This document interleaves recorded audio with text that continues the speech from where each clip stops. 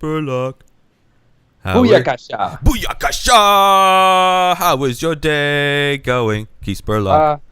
It's going all right. Fuck so ye- far. Good. Just watched America lose. America disappoints Keith Spurlock in the face.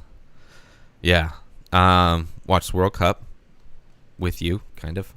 Kind of. You know, we were naked together in our minds, but separate in physical form. Astral projections, the son of a bitch. Yeah, we put the ass in astral projections. Yeah, that's how we start podcast. Yes. Yeah, man. So U.S. fucking lost. They were like barely surviving the whole time. This is the Inspired Disorder podcast talking about soccer, people. I said football. Yeah. But yeah, it was good. I don't know. I was home. Normally, I can see it at work. It's like on, so it's I could see what's going on. See a bunch of grown men pretending to get hurt and crying about it. There wasn't that much of that in this one. There was some, but not like there was no like slow-mo replays where like they're a foot apart from each other and like falling and crying. So I still love the writhing and agony though until the trainer gets out there and then he just pops up and jogs off the field. No limp or anything, but was holding his leg like a shark had just bit into it. Yeah.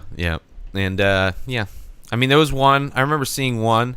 It was they talked about what the soccer leagues are going to do about concussions, like what should their thing, because a guy it looked like he got kneed in the head, and he looked like he was wobbled, and he was going off the field, and then all of us, as soon as the ref did like subbing, he's out or whatever, he's like, no, he like snapped right out of it, which, I don't know.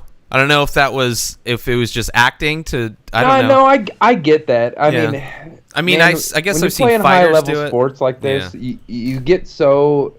I mean, I don't go with the biting, but I've definitely lost my cool and I've went after people, and if I would have been in the pros, like, would have had probably a lifetime ban a couple times. Yeah.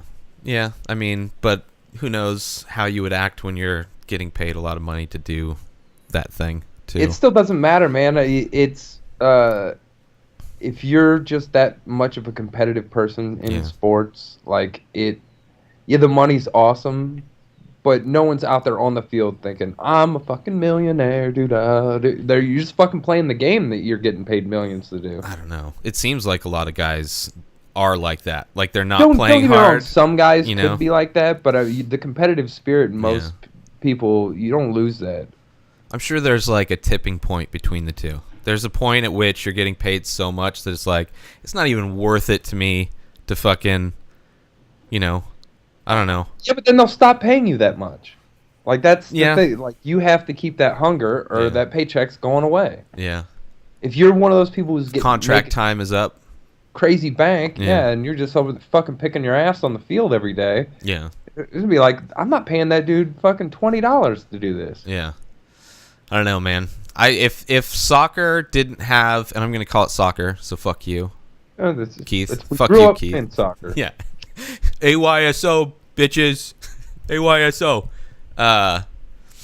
Which I don't even know if that's the organization I was playing. It was just like pedophiles of the month. No.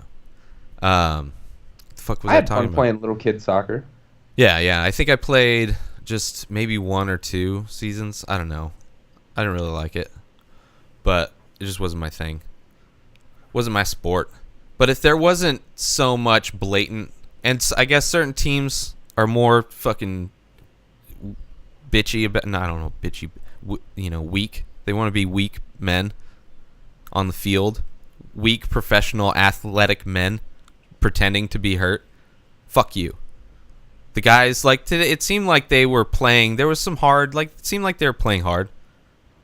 Seemed like contact was actual, like, in reality contact, not like a shitty video game rendering of what it looks like for two people. Like, real soccer looks less realistic than, I'm sure, FIFA video game soccer. Oh, yeah, the video game looks way more like Impact. Yeah. Yeah, I'm sure. Because, like, why not? They're not going to design, because everybody would think it's a glitch. They'd be like, it's not even like physically, it just they like bouncing off each other. But that's what the reality of the game is like.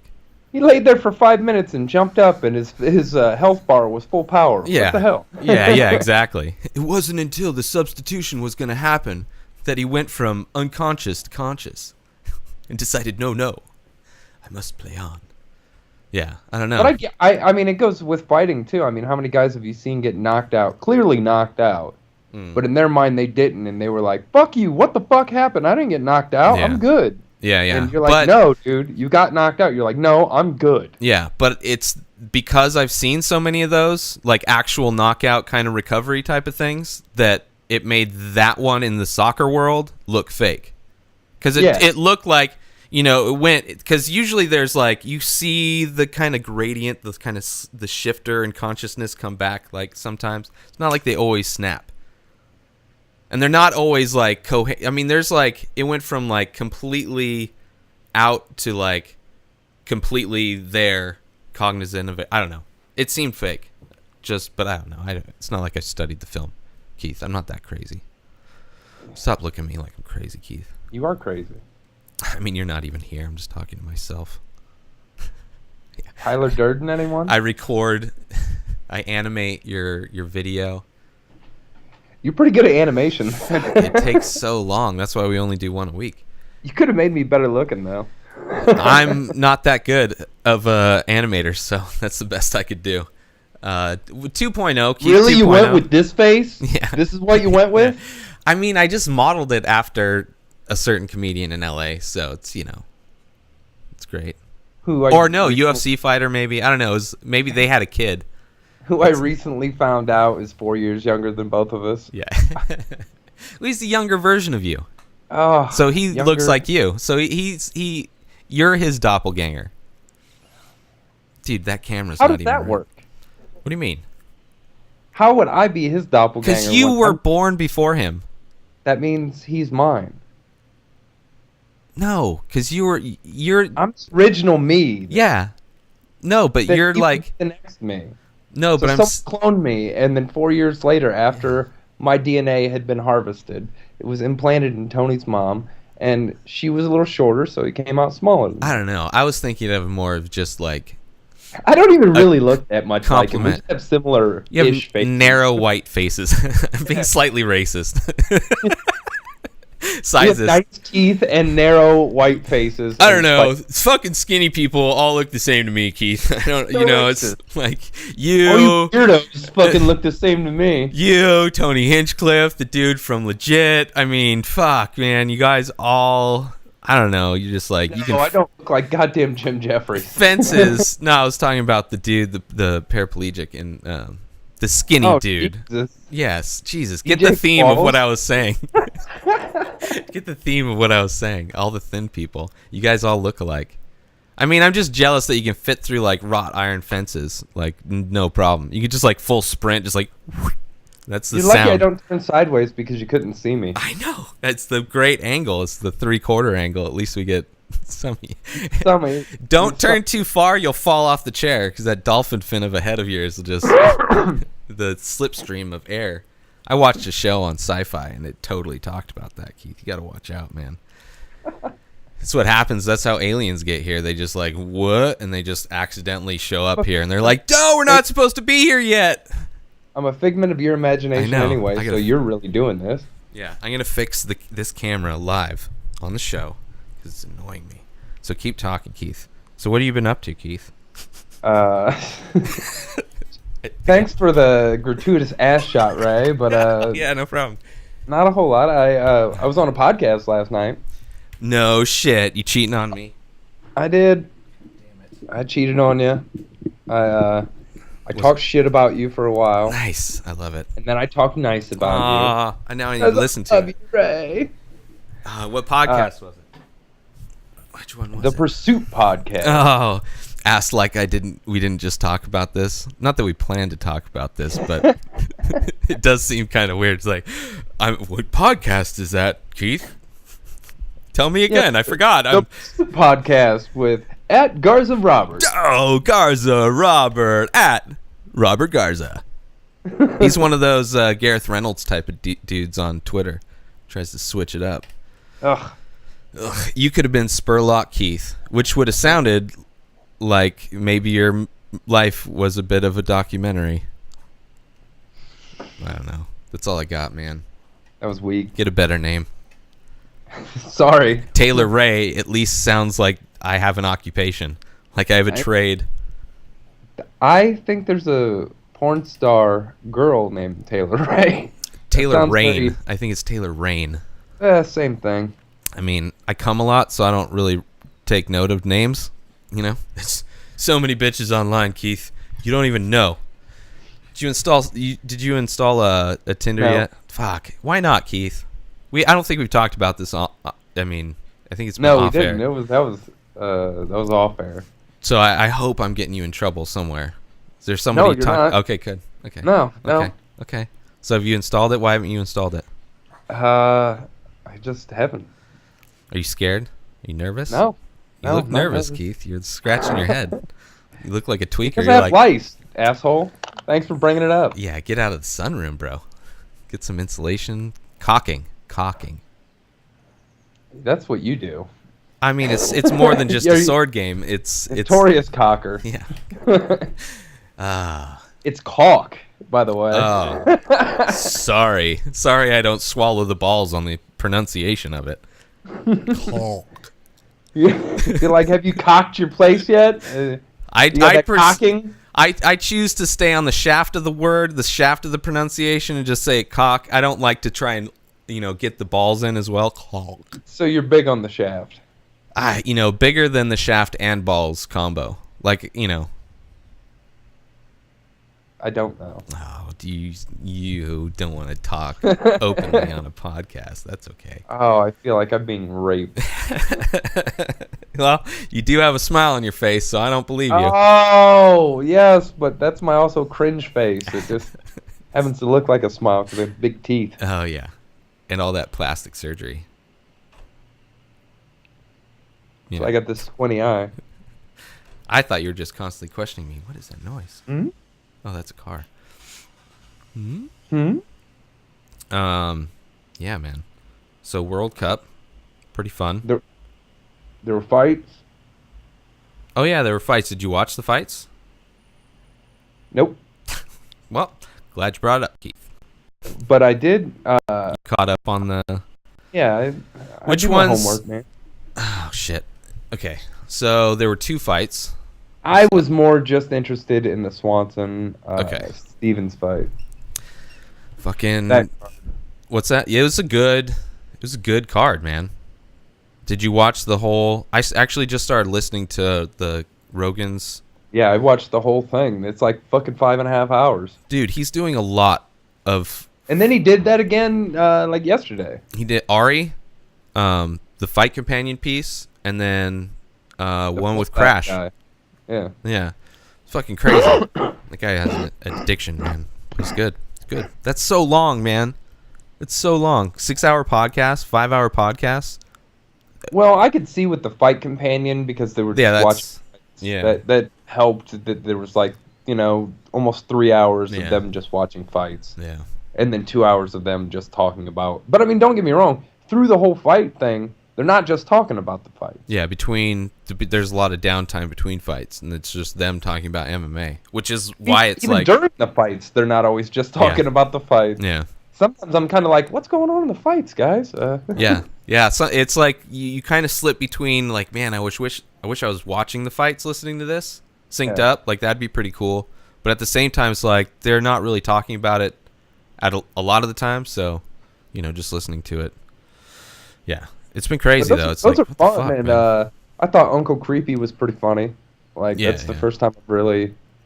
He had been on Rogan's podcast once, though, right? I think so. I think so. And then I really like Jimmy Smith. Yeah. That dude's real smart and fucking.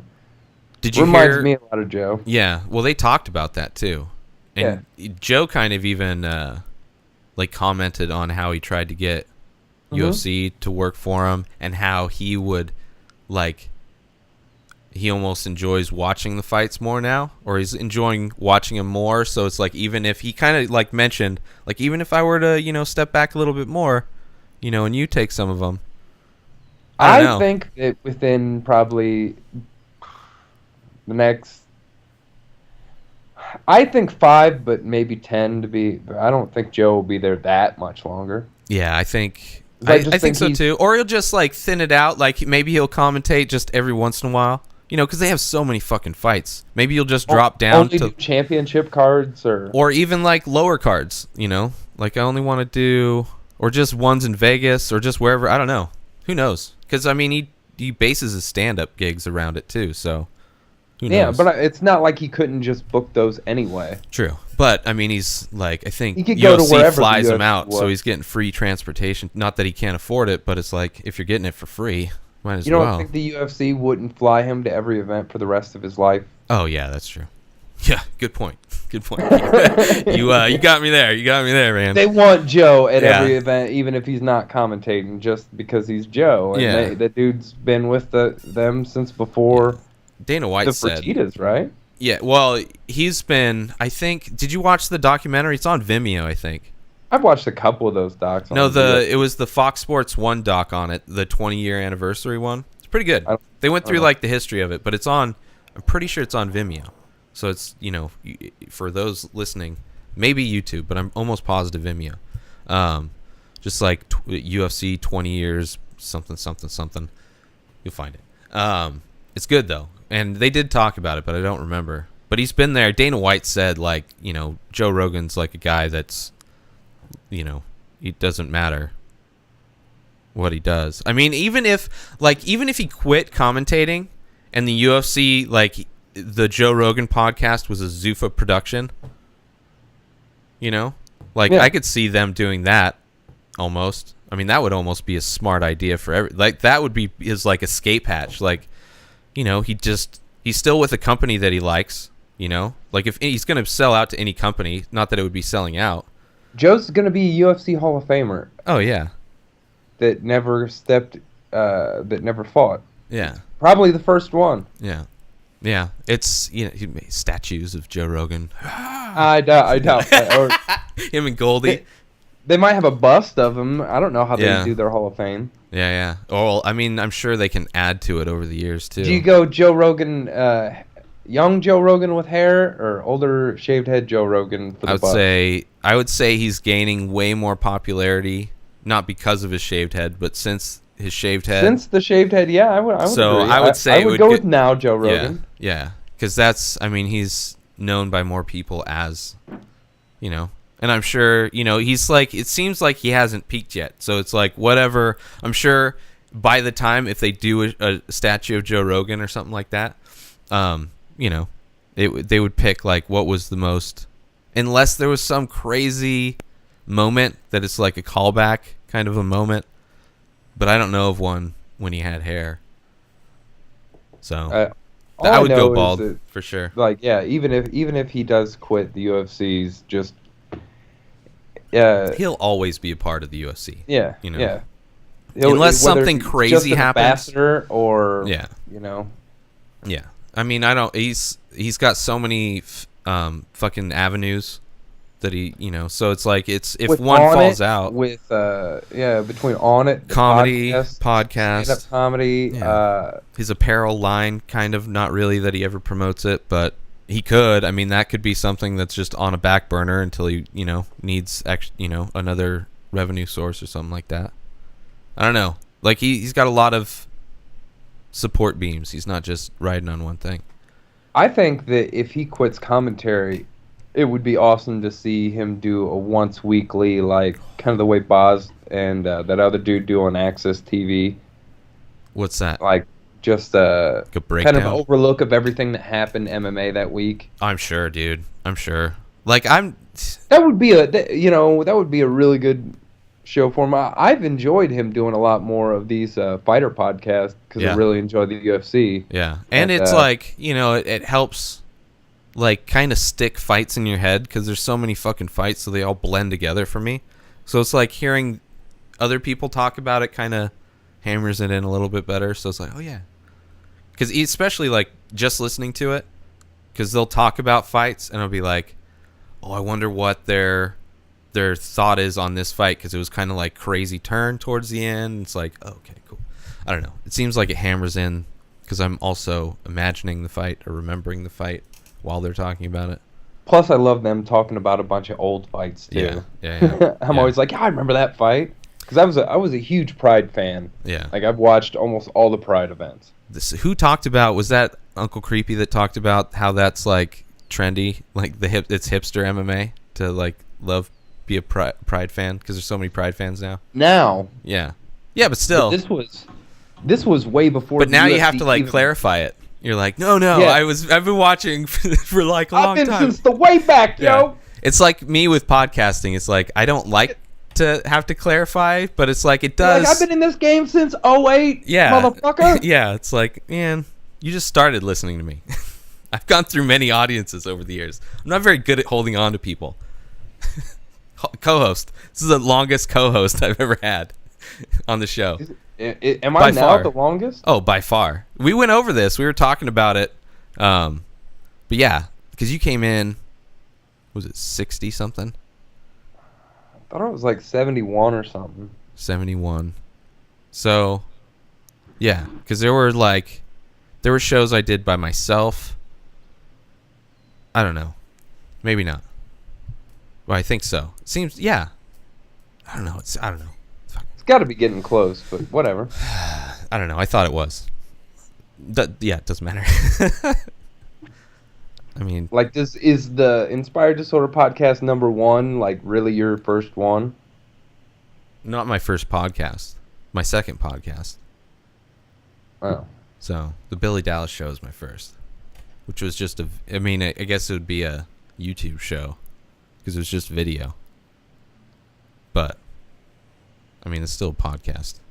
I considered those podcasts back in 2008 because I subscribed to them on iTunes, and Billy Dallas is on iTunes. I don't know if it's still there, but it was, which is crazy because you could subscribe to, because YouTube wasn't doing that shit. Vimeo didn't have any subscription thing. So it's like you didn't even have, there were limits. YouTube, unless you were had a director's account, you were maxed out at like 10 minutes or something like that. You couldn't upload anything bigger than 10 minutes. That's why I went to Vimeo, because Vimeo was, you had a bandwidth limit, similar to like podcasting now. So, and there's just, it was free. It just didn't have as big an audience, but things have changed since then. Is that why Rogan has to stop at 3 hours? No, we see how he's doing the 2-parter episodes, how it's 3 hours, and then they go usually like an hour and a half, 2 hours. That's Ustream. Ustream, if you're recording to their servers, you're maxed out at 3. If you're recording to your hard drive, I think you can go longer. I just record to my hard drive. I think that might be just capped at 3, but it's a Ustream thing. Anymore? Yeah, we're live. Yeah, we're always live. For sure. I just wasn't sure. Yeah. It's not like I watch us live on a delay. You were getting tweets from. Yeah, I guess. So, like, unless we got that makes psychic, sense. I don't have that an makes audience sense here. That they're not telepaths, I guess. Yeah. I mean, there are big fans out there of shows, but I don't think any of them have those kind of powers. I figured they just Especially hacked into ours. our computers and shit. That's true. I mean, I have, Yeah, we're still live. Tuesdays, for those watching, I don't know how many, we always get a few. I don't look at our numbers all the time. We really haven't advertised very often anymore right before we start. Depends on the guest. Yeah. Yeah, before we start, I never think about it because I'm always setting up. Or, I'm not thinking about that. I'm not thinking about Twitter or Facebook or any of that shit. I'm just thinking about the podcast, and then I think about all that shit after. But yeah, with the podcast thing and you talking about doing it for so long, that was part of what Robert and I talked about. Was I kind of said that I feel like you don't get enough respect for kind of starting off with all these podcasts that everyone actually does now. Like, a lot of people, you helped out a lot of people because you were probably one of the first ones who was actually doing it yourself. Yeah. When this whole Well, the crazy thing was, I had been doing it. When did you first hear about my podcast? The Monkey Todd episode. Yeah, but what do you remember? Like year, month, kind of time that was. Whenever you put that up, it was probably. Man.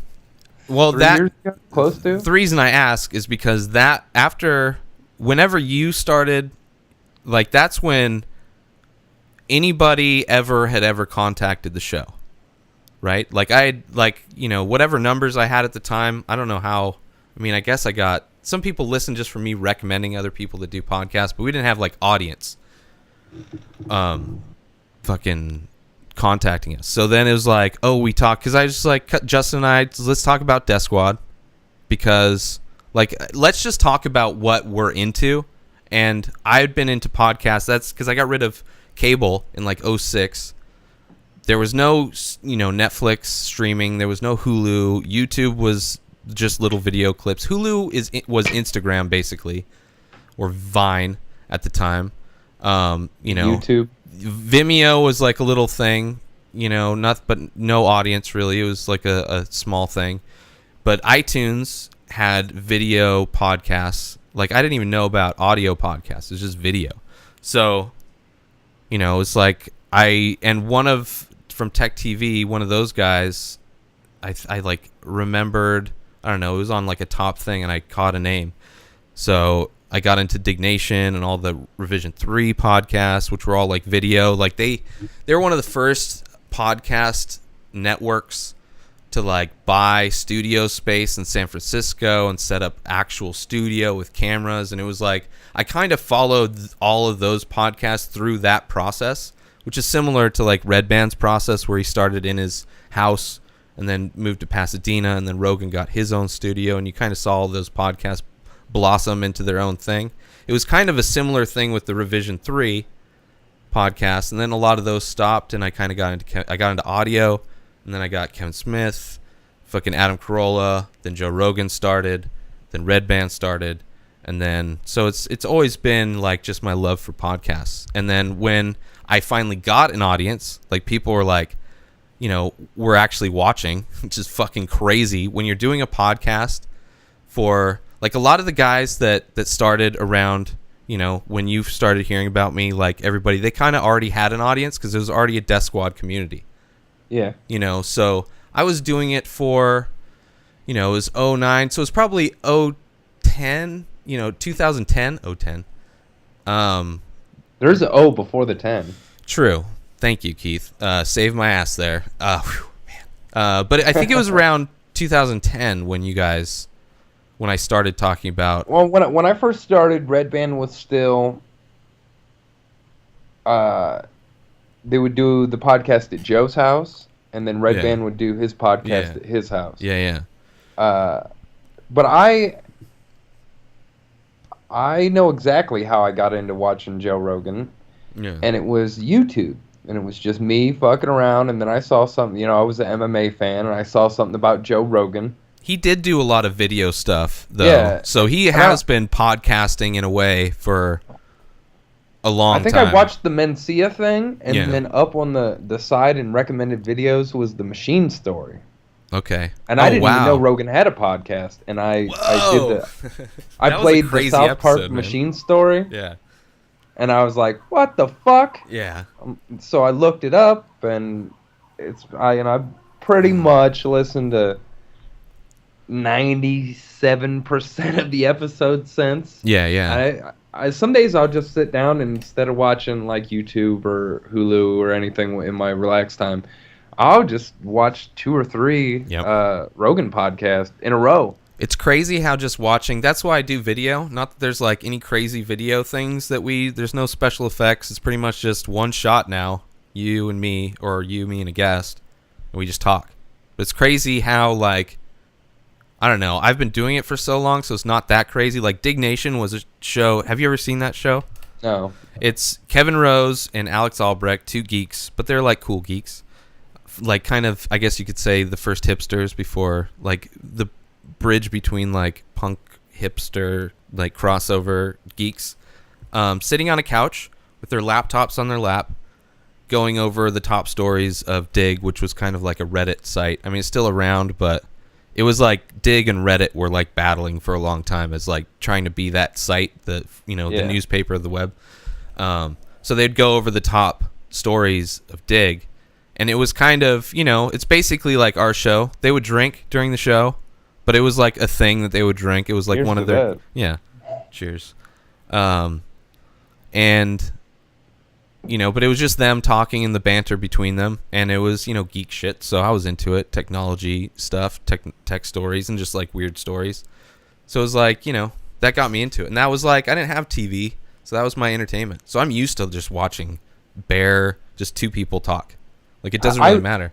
I enjoy it more watching than I do just listening, even though most of the time when I'm watching a podcast, I'm actually not watching it because I'm clicked over on something else and listening to it. But I'll immediately click back if I hear them talk about they're playing a video, or just if I get bored with something else, I'll click back and then just start watching it again. Yeah. But I often, it's like being able to change the channel, except you're not missing anything. Yeah. Yeah, I do so much work. Like when I got a laptop, like I did you could see the amount of work that I was being able to do. It was right around when IDC started, between where it got its own website. I think it was around where I broke up. I became single, because that also gave me a lot of extra time. But when I got a laptop, I could like just have it open and watching a podcast, be working on it. And then, when they talk about video or something that's, pertinent, or just to see a reaction or to take a break or whatever, I don't know. It's just something on in the background. But it's added because it's not just listening to it. But I even do that. I even do that with certain. I like to watch like a lot of cartoons, like Family Guy or American Dad or Bob's Burger, Archer, and but I've seen them all a couple times. Yeah. So I'll just play it in the background, knowing that I know exactly what's going on. Yeah, dude. Because there's been so many fucking UFC fights. UFC's almost been like that. Especially fucking, I'll try and do their 2-day, show. 2 different shows in one day or whatever. Yeah. But it's like, they're just blend together. I just find 6 myself hours distracted. Of fights is a lot, man. Yeah. I don't know. Maybe it's just cut back to, it's like, but I don't want to miss a good fight. That's the whole thing. Even though I know I could go back. That's one of the cool things about Fight Pass. Like, you can just go back and watch fucking anything that almost any organization's done. All right, now how long does Fight Pass wait after an event that's not on Fight Pass to put it out on Fight Pass? The newest one, unless they just updated it within the last 2 days, is the Matt Brown fight. Last Matt Brown fight. Jesus, they're that far back on updating. It's not that bad. Fights? It's not that bad. But then you have 4 months. Yeah, but then you have all of the shows that they've ever done. I mean, and you keep up on the foreign shows. Don't get me wrong. There's so much to watch. Yeah. But I would think that maybe a month would be, because they used to kind of do that on Spike TV. A month. Yeah. A month later, you would be able to see the pay-per-view that happened. Yeah, I'm sure as the subscribers go, like they'll probably shift it, because I'm sure it's contracts with like Fox, and I'm sure there's contractual reasons for it. What do you think about them letting Shale go? Whew. I was reading an article on MMA Junkie about how they popped him with so for the listeners, he got first was popped for TRT. Yeah. And then they had a more extensive, and Joe talked about it on the thing, like it's $4,000.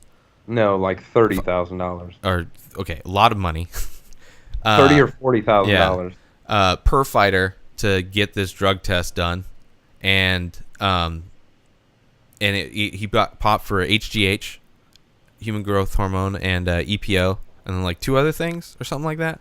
I don't know. Something like that. He got busted for a bunch of other shit, and I'm like, he already retired. He didn't necessarily fight on those things. He may have, but they didn't test him before any of his other fights for those things. So this is not with that $40,000. That test is like one of the only tests you can actually get HGH to come up. Yeah. So, which is crazy that, I mean, it's smart, I would say, in a way, for the UFC to do that. I mean, if that's the direction they want to take the sport, which, it's fine. I mean, whatever. if they're going to start spending money on that, because it's just going to bring the prices down for the tests. Like if that becomes a standard practice, if UFC is trying to set a standard, that'll bring the price down on it, which will be good for them. And then also keep the sport clean. I guess, I don't know. I mean, it seems like it tests for a lot more, so you can get caught for a lot of different things. But they're also, I mean, if they are going that direction, they're going to be, I'm sure there's a lot of fighters that are, might get busted. It would be interesting to see what happens when fighters that aren't retired get busted for shit. Yeah, but I just think it's kind of redundant. It's like, yeah, I got popped, but do you think he retired because he knew that other test was gonna show? I mean, do you think he just wanted to get out? He knew that he's like, man, I got double fucked because I know. When we talked about it, did we talk about it on the podcast or was it off podcast? I think it was on podcast. Either way, we were talking about it, and I had the conspiracy theory kind of a thing where maybe he, did it knowing he wanted to retire, or I don't know. I don't even remember exactly what way to leave your legacy. Like, true. True. I don't know, man. Well, now that this shit happened and that it got the reaction it did, where he got dropped by UFC and Fox, like, so he basically ruined his future. In what it could have been. I'm sure other networks would. He's amazing. Yeah, don't commentating. Think that World Series of Fighting but they're not going to pay him. What Bellator is going to become won't pick him up as an analyst. Absolutely, he's going to get work. Why wouldn't they? And I kind of feel bad because even though I'm not a big Chael fan, never have. I just don't like the overbearing heel in a sport that's not pro wrestling. Yeah, some people like it. It just wasn't what I was into. Well, but yeah, I get it. But much. For everyone else, they loved him so much because of that. Yeah. And I just didn't. Yeah. Well, there was a few things that like kind of turned my opinion of him, but I can see people not liking him. But at the same time, I don't say I don't like. I just disliked who didn't like his style. I didn't like who he portrayed. Now, as an analyst, he talks well. He speaks well, clearly. Forward, can sell fights. He sold many of his fights. Many fights that shouldn't have happened, he sold to the public. He sold himself to Brazil. But he's not going to be making the same amount of money he would somewhere else that he would at the biggest fight promotion unless he goes to ESPN, but ESPN doesn't have MMA. So, but they still do a lot of MMA coverage. Yeah, but they don't. That's Fox Sports owns UFC, so they can't. It's all second to, Fox and UFC. They can't show a finish, but they can show a small clip. Yeah. But I don't know. Maybe he goes. I would love to see him on ESPN, but I think that would.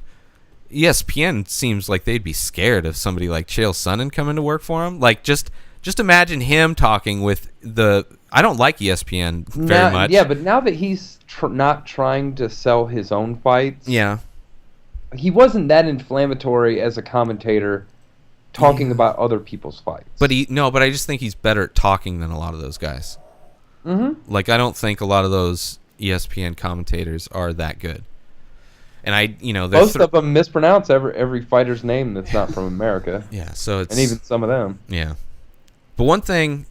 Going back to the different fight cards, I did the Goldie and who was it? Kenny Florian.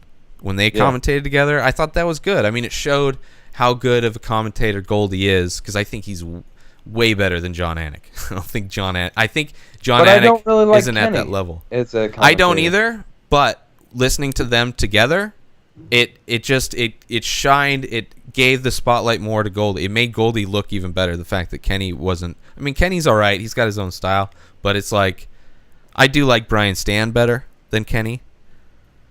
Yeah. And a lot of the fighters are actually pretty good when they do the commentating.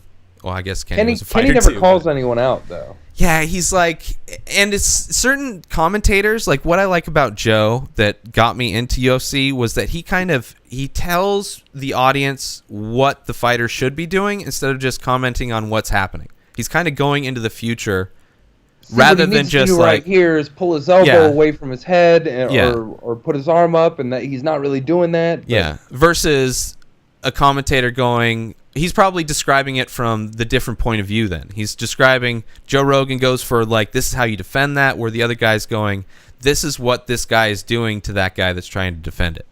Like, but in all fairness, I don't really remember Joe's first, I don't know how many Kenny's commentated on, but he's probably, 10 or 11? True.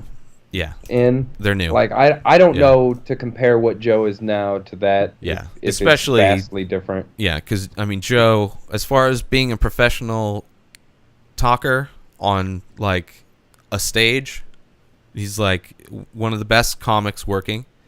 He's one of the best commentators working, and he's one of the best podcasters working. All three of those are very heavy talk-based art forms. So he's got his bases covered with it's effortless. All those aspects are all tied together and help each other, and it's just he's really good at fucking talking. So to anybody to get to that level is, come on. Because he throws humor in. It's just he's in the pocket. Yeah, yeah. Nothing seems to touch that dude, but it's awesome for him. Since I started watching the podcast, he's changed a lot since the first podcast that I started watching. Like, just as a person or his views, and I think it's cool to see someone who can change their ideas or develop themselves in a different or better way. Yeah. Oh, for sure. How could you not? You watch the guy for so long. If you could do that with anybody. You could do that with me if you wanted to. I wouldn't recommend going back to see my early shit, but anybody can. It's on the internet. But I've changed. Not like just my storyline's changed a bit.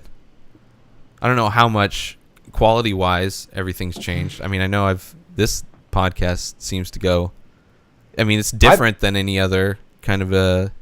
It's different with everybody because it's not like there's a structure. It's just you and me talking, and then sometimes we have a guest that we talk to. That's I've developed a lot, though. And I think a lot from the same type of shit because I've been watching him and like my ideas. When I was younger, I wasn't really into, or I thought hunting was stupid. I'm like, oh, you fucking big bad guy hiding up in a tree, fucking shooting deer in the head, and the older I get, the more like you learn about that it's for conservation. If that didn't happen, and people were getting meat, and I still don't hunt myself. I don't own a weapon or anything, but I'm not against people owning weapons, which I may have been at one point in time in my life. He definitely. I've changed my ideas on a lot of things. Yeah. But not completely changed my ideals. He gives you different points of view that are very closely related to, or at least for me, points of view that I already had, right? Like, he gives you the other side, but not so dramatically that it turns you off. Sometimes, like he'll bring up a topic like hunting, like say you're anti-hunting or anti-fucking whatever. He'll have a guest on, and they'll be like... I was never anti-hunting enough to be like... But you could have it could have easily been like a PETA, or it could have been the complete opposite thing, where it's not very educational. You're not really learning the real reasons why hunting's good. It could have been a shitty guest. Yeah.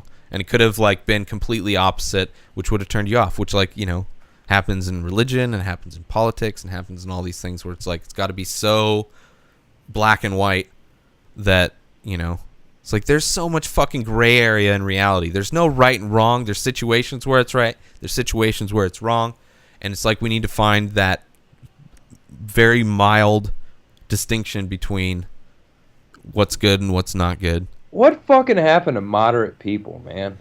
It seems like there's either fucking I don't know.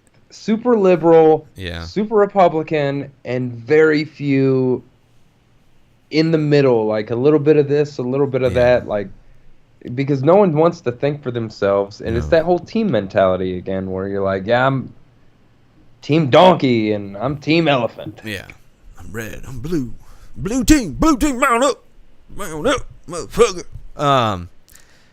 Yeah, dude, I don't know. That's why I don't like watching TV. I never watch the news. Fuck the news. Anytime the news is on, it's seriously like watching fucking Reefer Madness. That's how stupid fucking, it's like, why are they reporting on a missing plane? Like, why is that in the entire that world? Was stupid.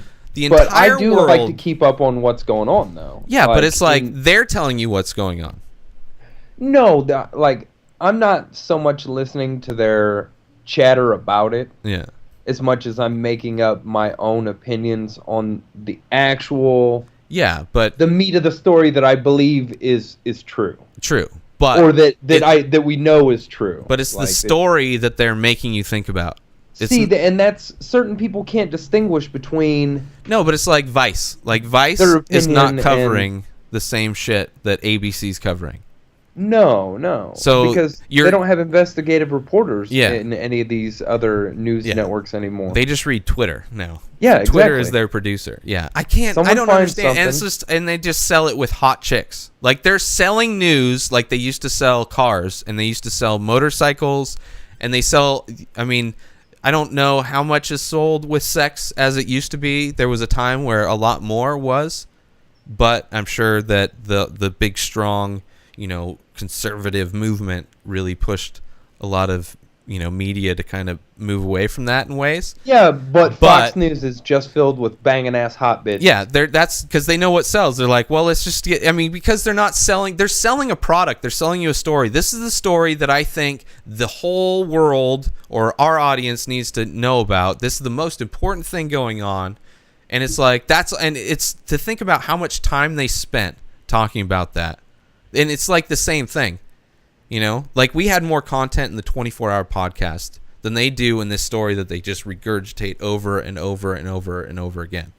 That shit. But to fill up 24 hours every single day there's not 24 hours worth of fucking news every day. They're gonna have to. There is around the world. There is totally enough news. It just we don't have enough people actually reporting. Yeah, on exactly. things. But they've got like 6 actual fucking people that go places, and they don't even have all of them out at places at once. There's like one person one place, one person another place, and 4 people waiting for something. And here's the big thing: we don't give a fuck about South America. We don't give a fuck about Africa. We don't give a fuck about Australia. We only give a fuck about North Korea, the Middle East. We don't Russia. really. I mean, what do we do with we don't do shit with North Korea. They're just like this. Yeah, but they're news stories. Yeah. Oh no. Yeah. The only stories you hear, like I was just. They want to keep reminding you. I was just talking to my roommate about how fucked up it is that I couldn't tell you who the Prime Minister of Canada is, or who the President of Mexico is. Yeah. But I could name like 3 or 4 leaders in the Middle East. Yeah. Why the fuck is that? Because you're watching too much news, man. You're watching too much news. Those are the names that they're feeding you. Yeah, but that's what I'm saying. Like, I know, but you're still watching it though. I mean, you're getting your own perspective on it. I'm at work. Well, you need to figure out how to get Vice on your TV at work and blow some motherfuckers' minds. I could take my laptop, but again, they're not very PG on Vice. That's okay. At least they're getting kids there. Knowledge. Well, laptop behind the counter, volume off, subtitles. I don't know. That thing's bad. It's bad for your brain, Keith. I would say keep smoking, but stop watching the news. It's bad for your brain if you let it be. Like I don't let it. Yeah, freak but me out. They're still like feeding you stories. It does. If you didn't even know about the plane thing going on, you'd hear about it. But it's not something you'd be if you were to meet up with me because I don't really. But I'm smart enough to filter that shit out. I mean, it's not like I follow 1,000 people on Twitter. It's not like if one person puts out some propaganda bullshit, it immediately I can't discern what's bullshit. I don't know, man. What if it's really? There was one picture where I saw of he looked like probably 16 years old, passed out in the bathroom. It looked like there was tile floor, torn, wallpaper on the wall, and then he's like laying over his mother's lap. And there was a pipe next to him, Keith. And it said, "What are you going to do when marijuana kills your kid?" And that really made me rethink about smoking weed. Well, I mean, you're an idiot, so... What are you saying, Keith? I'm saying that you got to use your brain filter, your brain type filter. But the politician that supported that message cares about us, Keith. He said God spoke to him. You said the key word, politician. He's the one that can change it all, Keith. He's the messiah of the rules. He's the Obama of something else. I invoke the spirits upon you, Keith. I invoke the spirits of wisdom and clarity to your brain, Keith. I invoke these spirits to you. Do it, Bob. I watch Fox News sometimes just to get stuff. I can't. Like, even if it's makes on, me laugh, though. I try to. Here's the thing. I'm not high when I'm watching it. So let's just put that in quotations. I'm sure if I was in a different state of mental cognition, I would enjoy it for a lot more reasons. However, when I go into work and they have Fox News on in the break room, and I know there's people in the break room just like fucking ready to fucking kill somebody they don't believe that was even born in the country. There's like murder, and they're I can't listen. I can't watch it. It's not like I watch it for a long time, but I get a good 20 minutes in. It just chuckles, and it's like a break from sanity. It's dangerous though, man. Oh, no, it's not. I consider that to be a gateway drug, Keith. All it takes is for them to have one thing that's like, well, maybe. And then you're like, well, that's good too. Pat Robertson before, just being like, what the fuck is this guy talking about? This guy is crazy as shit. They're going to brainwash you. It's funny. Yeah, I know. It's just you're playing with fire, Keith. If I was susceptible to brainwashing, don't you think that after the 7 years of Catholic school that I would still be religious? It's true. It's definitely proof there is zero inside your brain. Inside your head, you're actually not susceptible to brainwashing because you require a brain to be washed, and clearly it was lost in a horrible accident that also gives you hemorrhoids. Yes. If you want to see the exit wound of Keith's brain, look it up on Twitter. NSFW, possibly. I don't know. It's so weird what they tag NSFW on. There was this fucking crazy video. Did you see the crazy video, Keith? It's a crazy video that looks like there's this alligator going through the water, and it's sneaking up behind another alligator, and it comes out of the water, and it's not a fucking alligator. It's a fucking tiger, and the tiger just picks him up and swims him back over the thing and eats him. You see that video, Keith? No, I have not seen that video. Scary. Cats are dangerous, man. It's on my Twitter feed. I tweeted it this morning.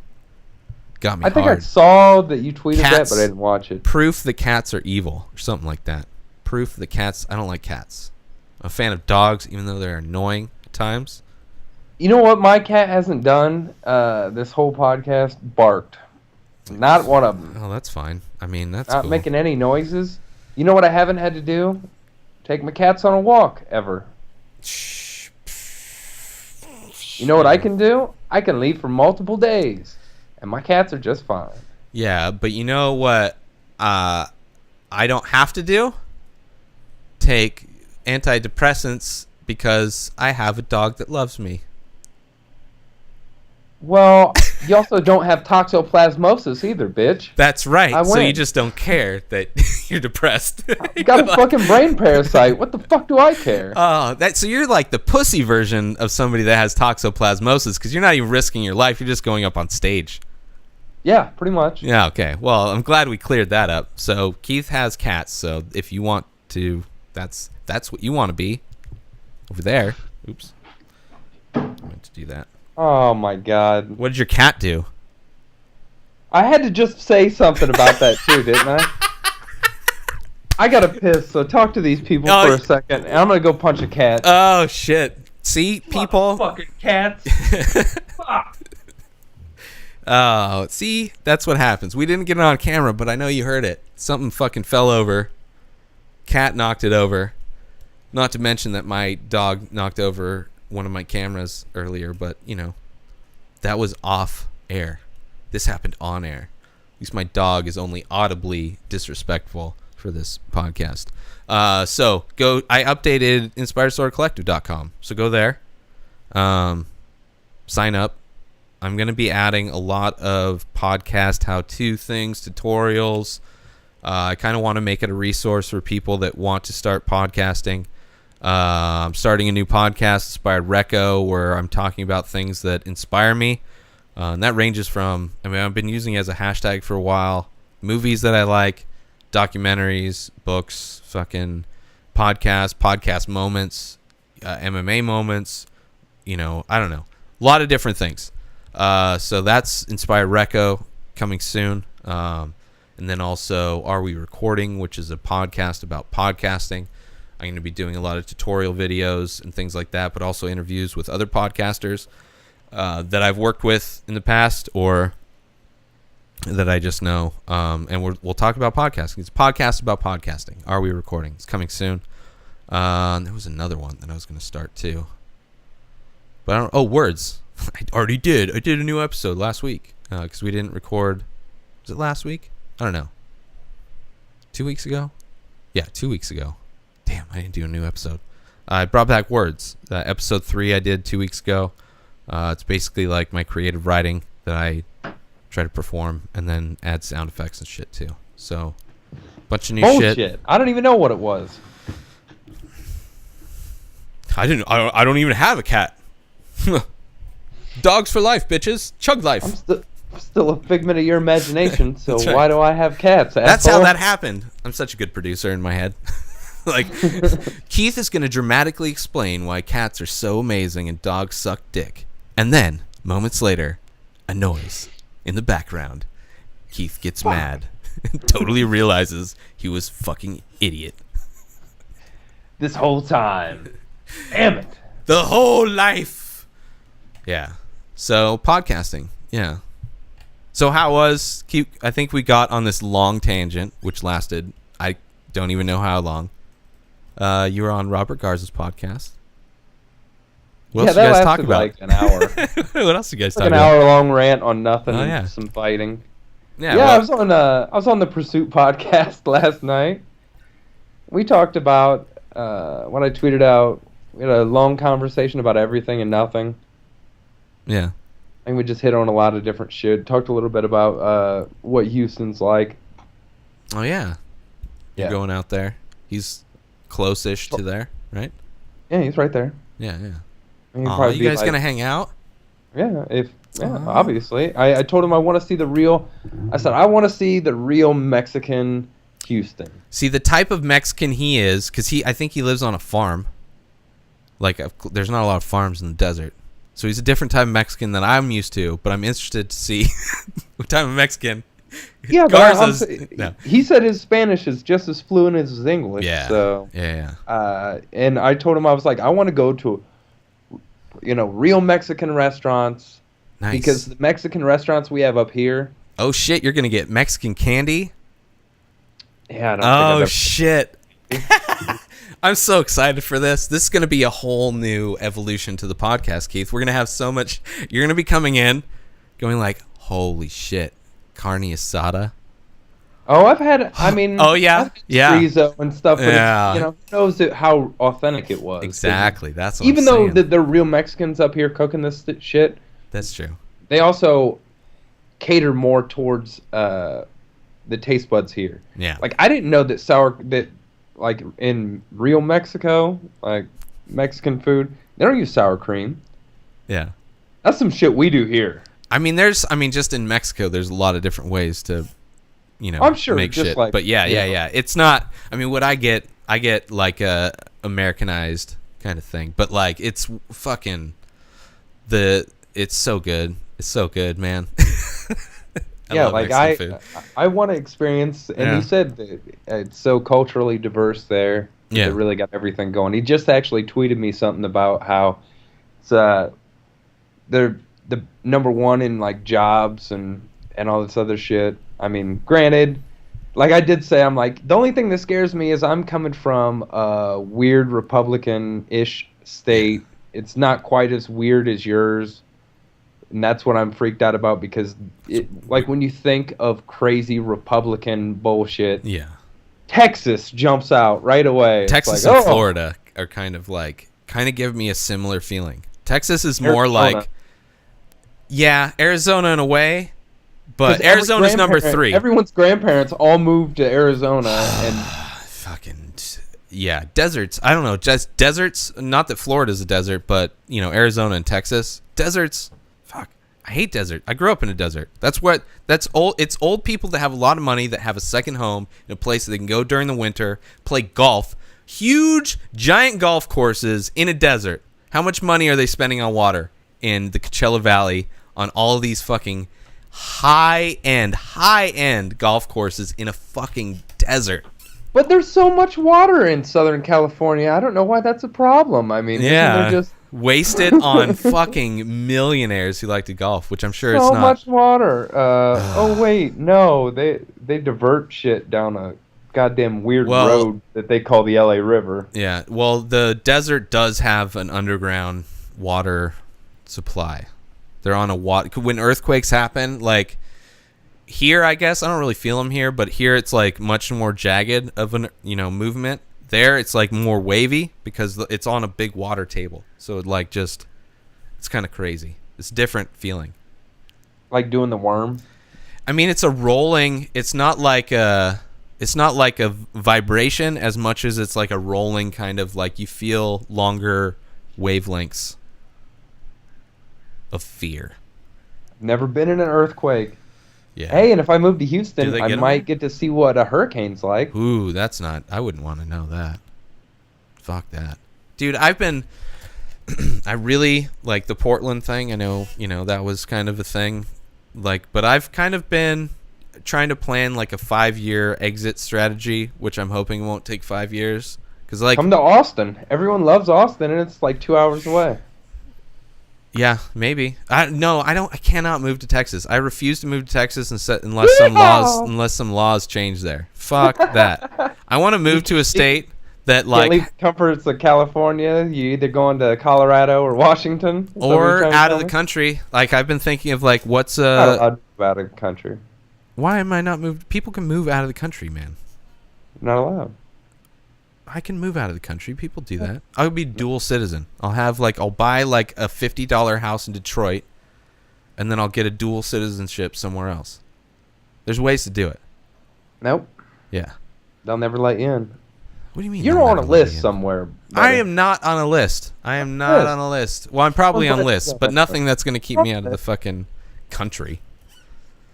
Are you kidding? I know people that go out of the country that have like way longer lists than me. Yeah, but they don't live there. Yeah, but they go, and they can go for a long time. Oh. Yeah. But your visa runs out real quick. It's hard to get citizenship places, man. It's not just you go, I decided to move somewhere. That's like you have to invest years in that. Fucking, well, it's a 5-year plan, man. I'll start right now. It's a 5-year. You have to fucking supply your paperwork, prove that you're not a fucking criminal. Well, that's easy because I'm not. I've never gotten caught for anything. I'm the best criminal. I'll knock you out. Allegedly. I don't even steal internet. I'm sure they'd let you go to Mexico, but I would see. That's the thing. I don't really have any desire to go to. I mean, there's nice places that I'd like to go to Mexico, but at the same time, it's like I don't know if I'd like to. I mean, I don't know. It's not. You don't want Tijuana? There's more tropical places. No, fuck no. There's nothing in Tijuana that I need or want. STDs. Exactly. There's two. Both of those things. You don't want those. Yeah.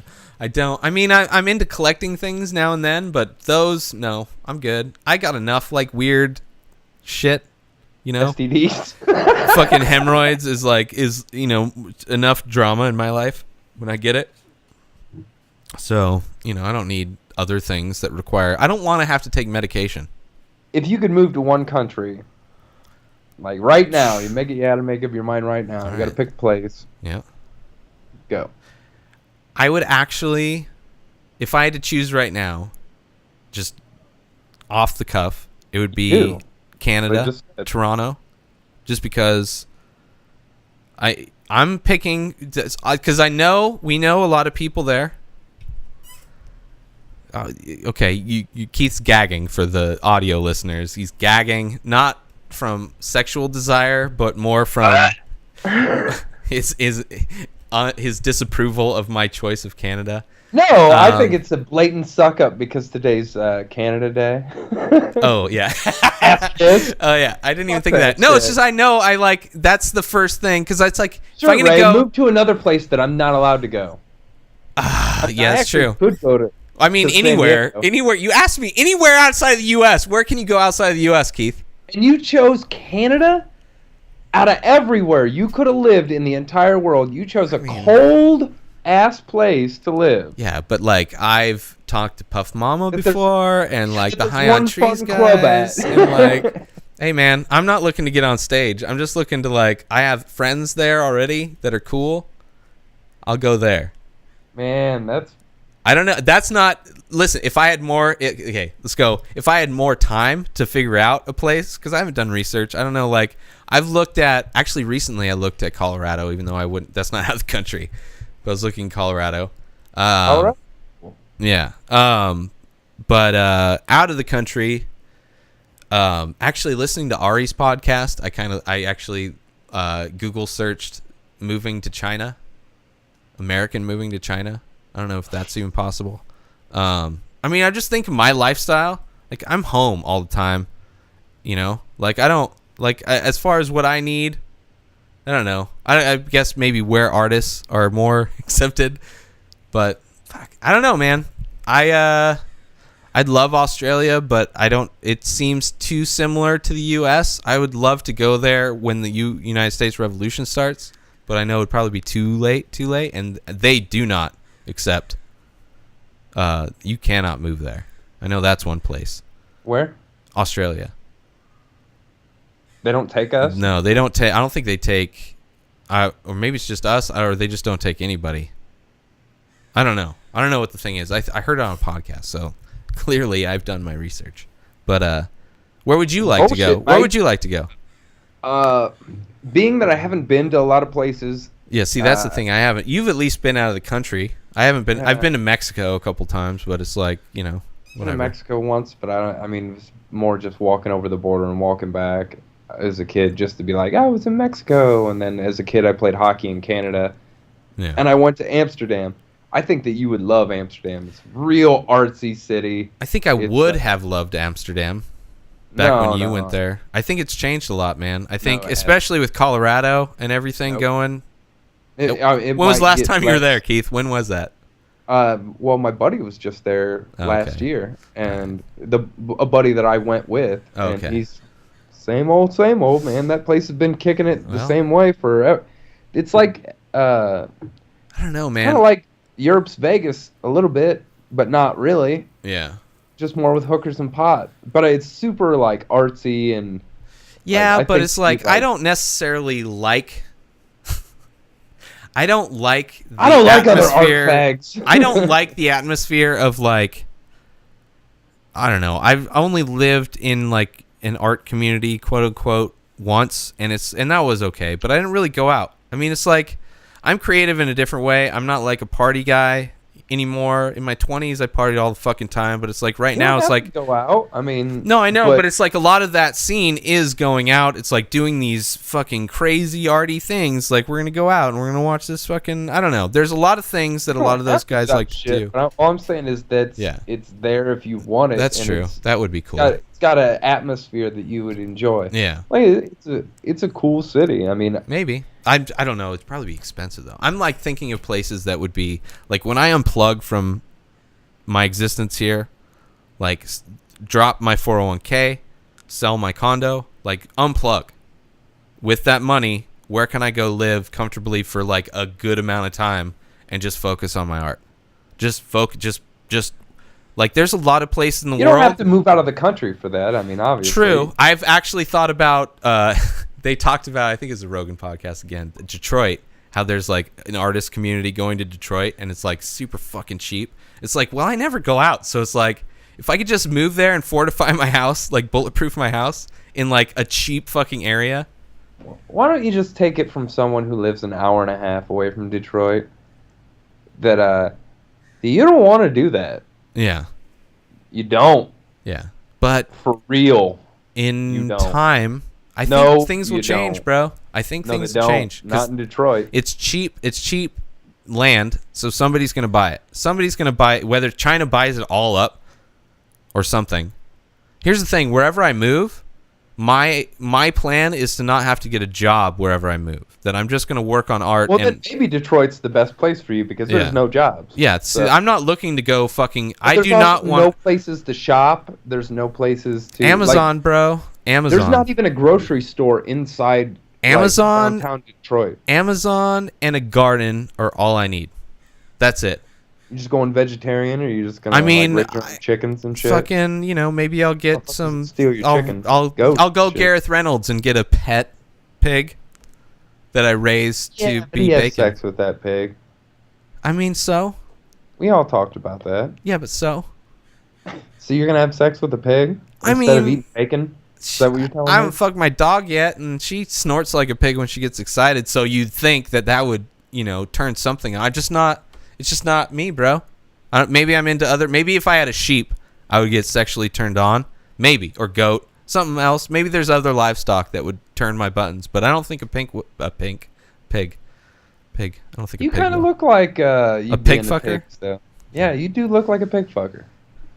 Well, but then you'd look like a goat fucker. Because you look...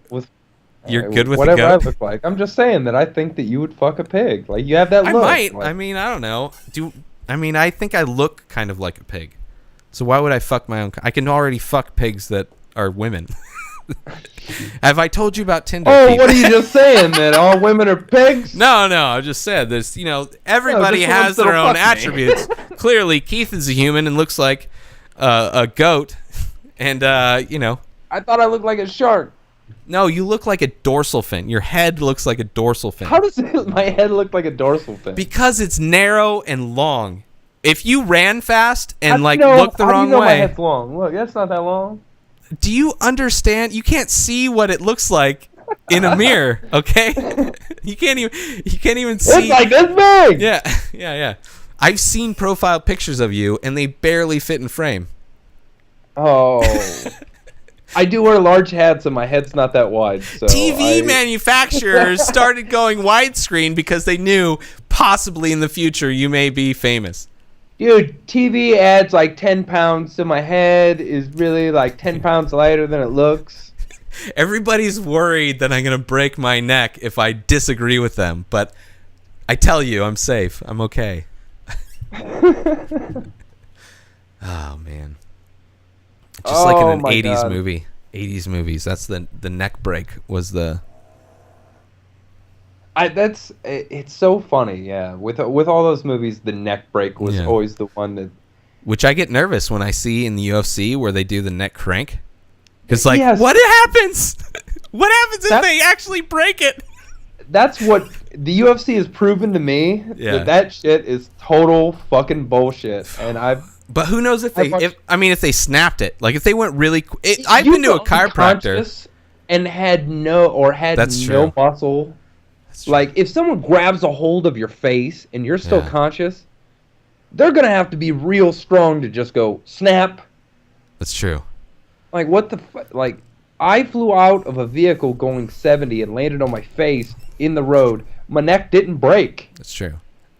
But you did give a lot of blowjobs before that time, right? So many. You were blacked out for you had a long training camp.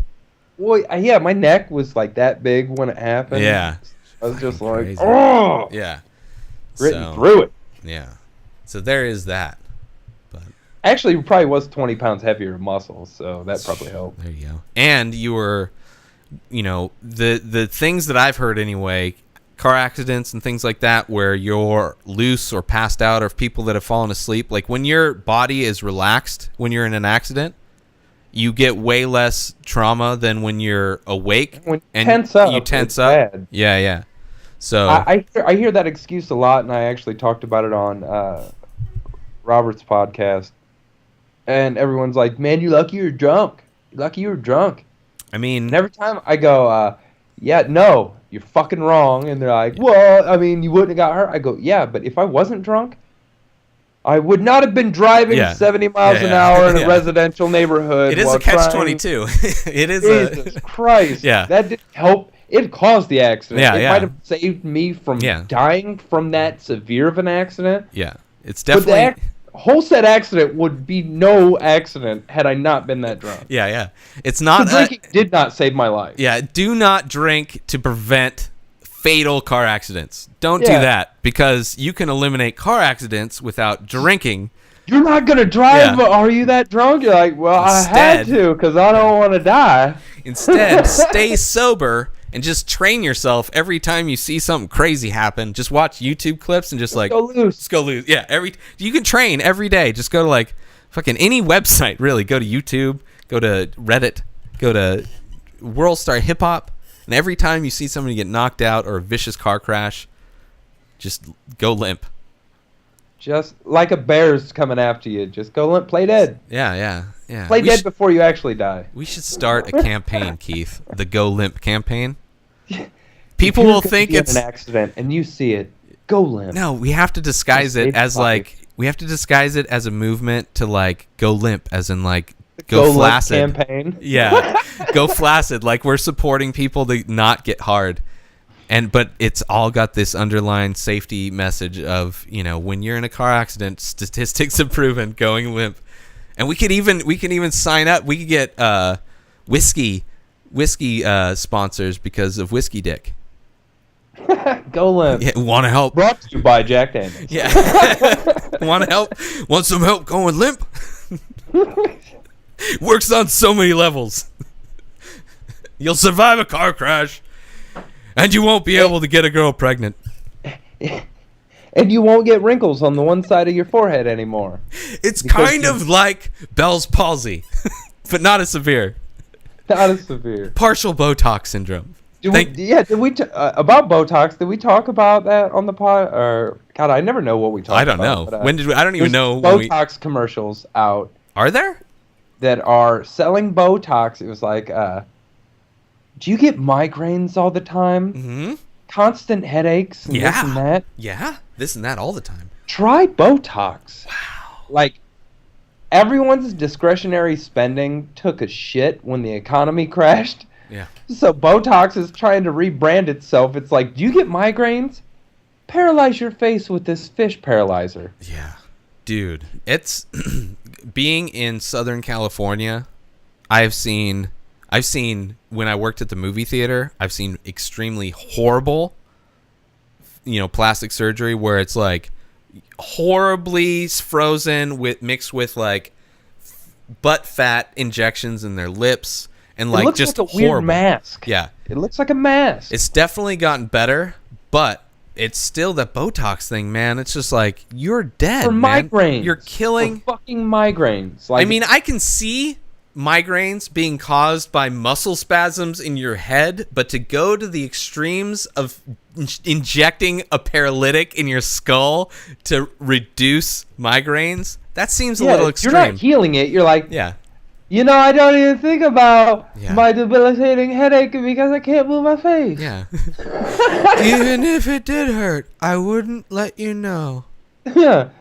Look, I'm smiling right now. Did you know marijuana is still illegal in many states, but you can eliminate migraines using our patent-pending formula that will make you reduce your facial features and make you beautiful as you avoid the pain of migraines.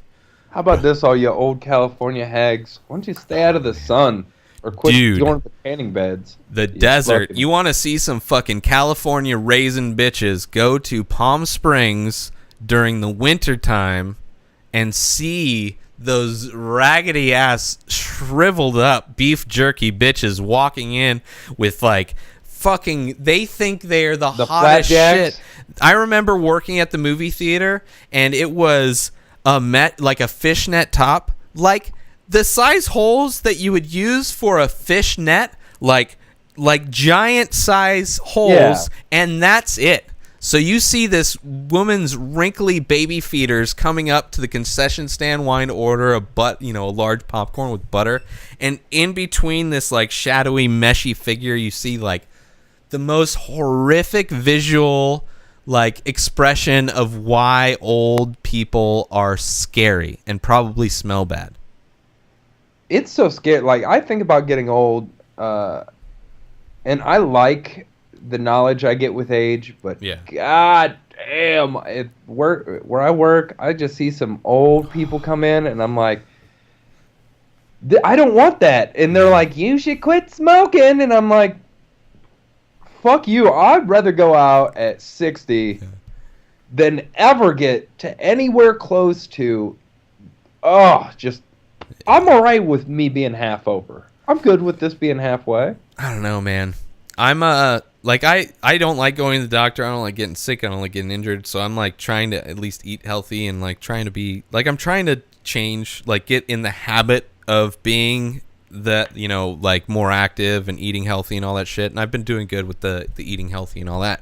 But it's like if I can like somehow do some preventative measures to not worry about that, and then when it comes, like if I, something happens or like, my preparation goes to shit or whatever, like I know there's an out. There's always an out. There's tons of outs. Like how many outs are there? Like I remember coming out with outs when I was a teenager. So it's like there's probably even more now.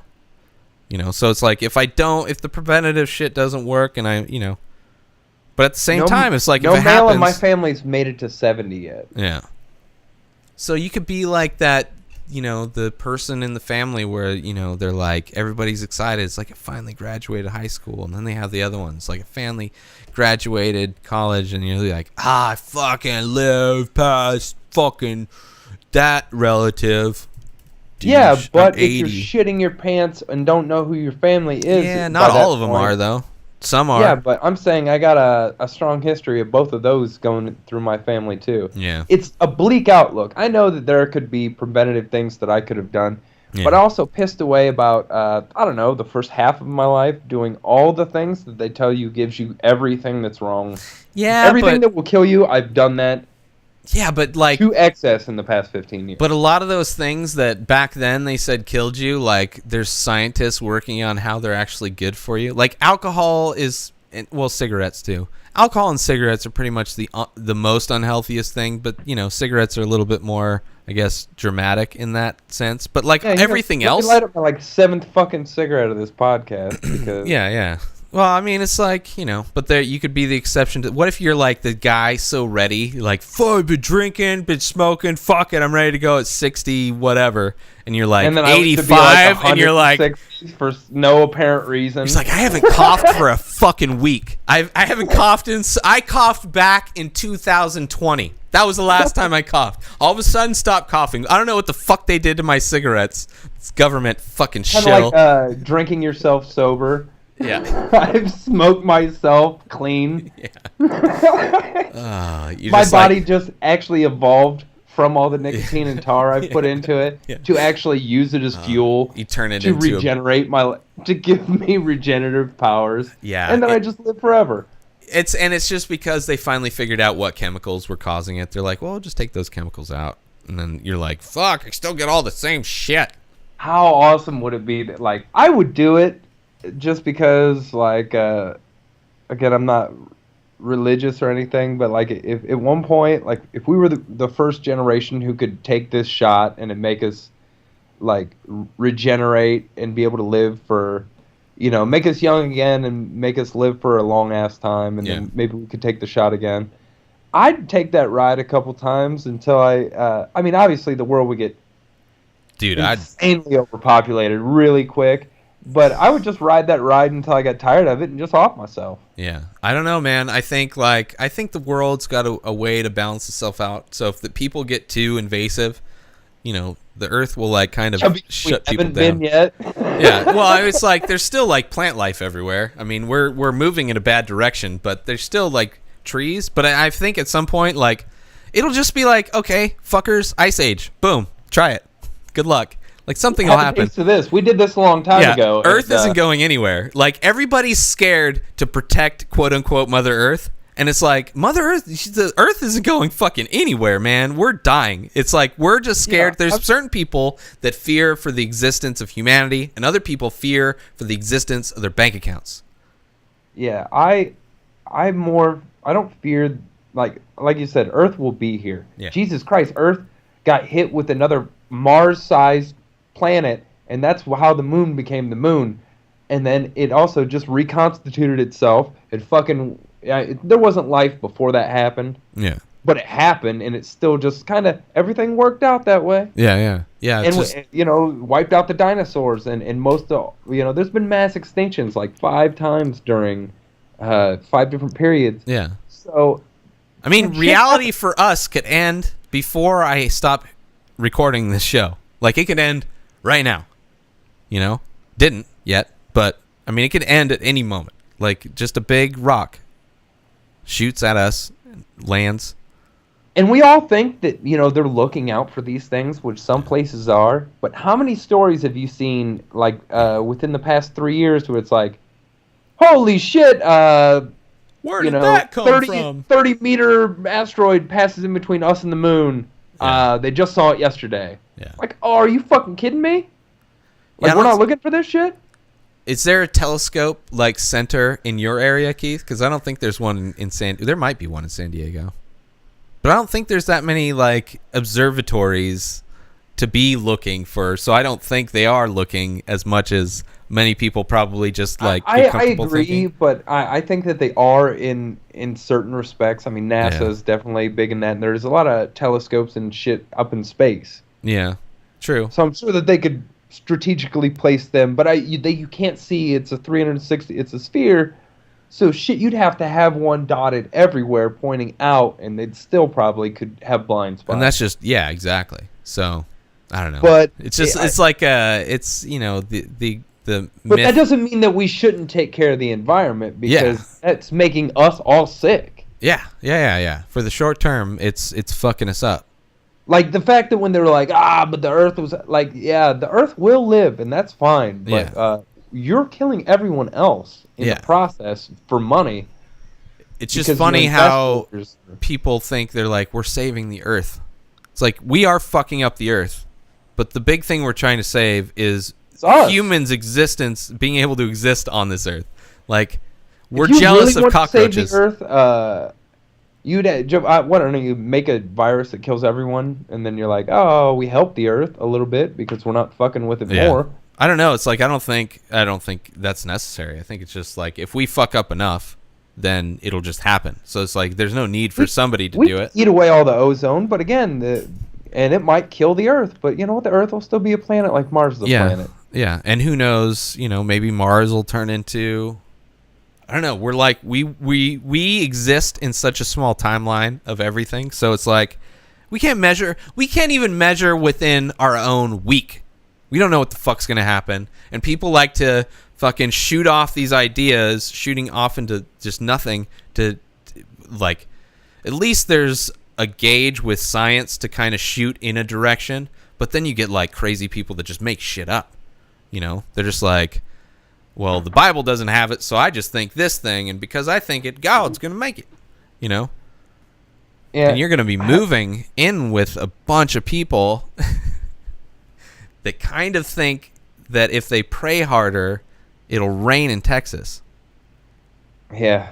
That's another thing that... I've said it a bunch.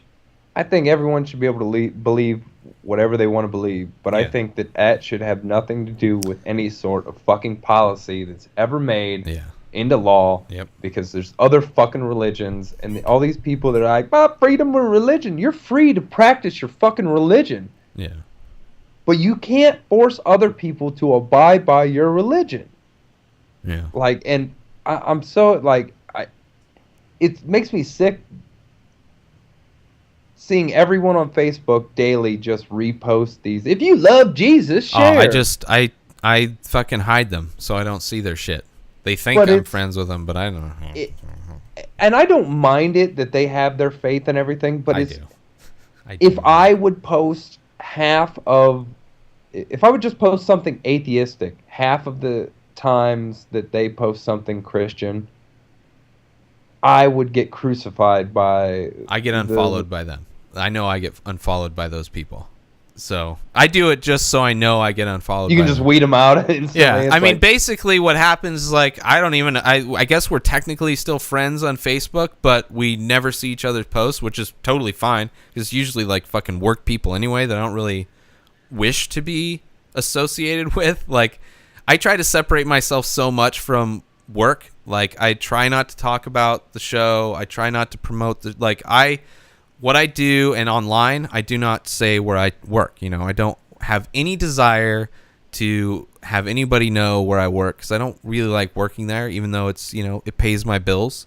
But like, I don't want to get fucking fired. But you know, it's like I like the fact that, you know, I can throw some fucking shit that I know the religious right wing people will get angry at, knowing that they aren't going to comment on it because they probably think all my friends are, you know, have a similar viewpoint as me, which most of them do. So they, you know, instead of getting into a battle, they'll just unfollow me. I never usually post on Facebook. You know that. And, yeah. Well, I don't do it directly, but I'll share it, like videos and shit. But I have I think one day I sarcastically posted, we need more Jesus in our public schools. And I made sure to say public schools. And like, you got a lot of support. 20 people instantly liked that shit. Yeah, but were they liking it from a sarcastic point of view? No, or like, these were people. See, that's the thing. That liked it because they thought that I was being. And then I had to put immediately. I was like, this is the funniest shit ever. You guys actually think I'm serious. Yeah. If you want Jesus in a school, go to a Christian school. You should have drawn it out longer, man. I would have helped you draw it out long. I would have liked that shit because I knew you were being funny. So I'd been like, good one. And then I probably, depending on my inebriation levels, I may even comment on it, which I apologize to anybody that I comment on their Facebook and trying to troll. I'm not trolling. You know I'm not trolling, but your friends, I'm trolling your friends. That's what I try to do. But yeah, that just kills me when people are so like, you can't even do anything with Jesus in school anymore, and they don't teach the Bible in school. Yes, they do. Yeah. They're called Christian schools. They're everywhere. Yeah. How do I know? I fucking went to one. Yep. So Jesus Christ.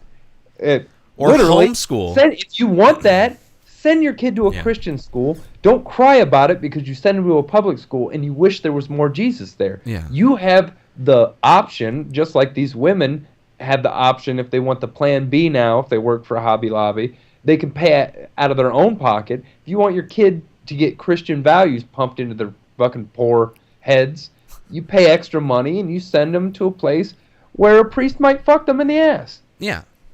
So, you know, they'll get sexual experience at an early age. So you're teaching them great values. Yeah, it's, I mean,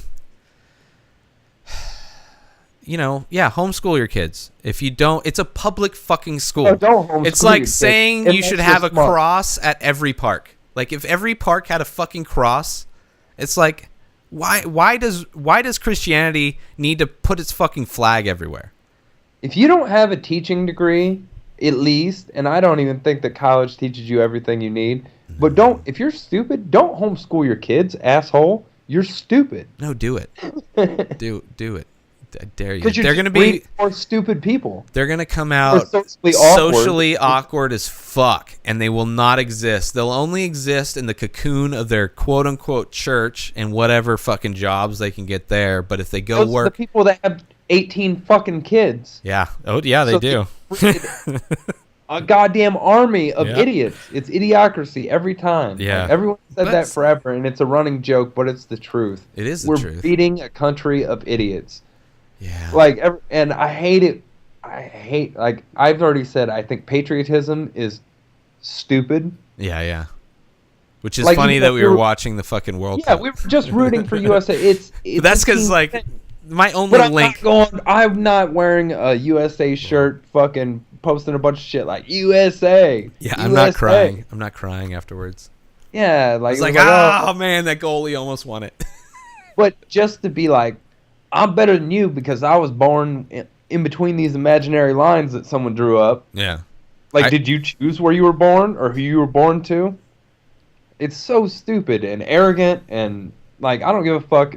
People were like, well, you're un-American because you don't love the fucking country. It's the best country ever. 90% of the assholes that say that shit never have been ever anywhere else. Yeah, yeah. Or maybe military, but it was, military in a lot of aspects. We're gonna fucking war zones. Yeah, like, of course, it's it's a the different best point place of view. ever. No one's fucking. Yeah. I'm not holding my M16 all day every day because people were trying to kill me. I didn't risk my life for nothing.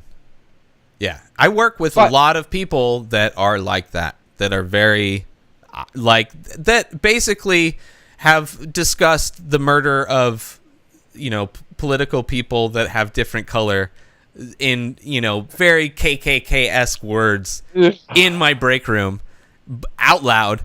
Yeah, and it's people, it's like, it's fucking, it's crazy though that it's in San Diego. You wouldn't necessarily think San Diego would be like, I mean, it's in Southern California, so it has that going for it. But military town, man. Military and a lot of older people that make enough money to own real estate in like close to the coast of San Diego. It's like a lot of people, or not even that much money, but they've been working at a job forever, so they think that, like, I don't know. It's crazy when you see poor people support, like, go crazy hardline Republican. That's fucking insane. Yeah, but that's what this is here. Like, yeah, I know.